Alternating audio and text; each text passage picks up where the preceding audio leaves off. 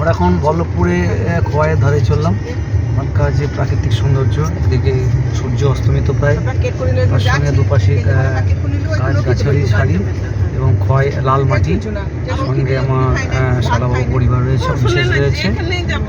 এত সুন্দর একটা অভিনব একটা প্রয়াস, ঠিক সন্ধ্যার প্রাক লগ্নে আমরা যাচ্ছি এবং সেখানে খোয়াইয়ের কিছু প্রাকৃতিক সৌন্দর্য উপভোগ করবো।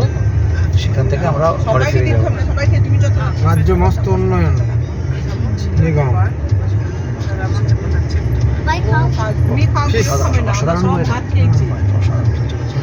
আমরা দেখাচ্ছি এখন খোয়াইয়ের যে প্রাকৃতিক দুপাশের সৌন্দর্য, সেটা আমরা উপভোগ করছি এবং অনুরোধ জানাচ্ছি। এটা কিন্তু আসেনি, কিন্তু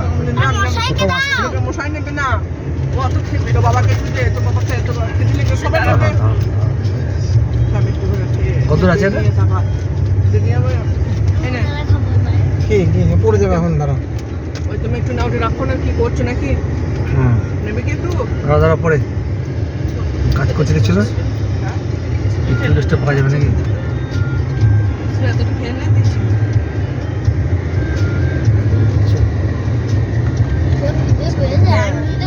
তুই আবার চলে যাচ্ছিস তাহলে ওইদিকে?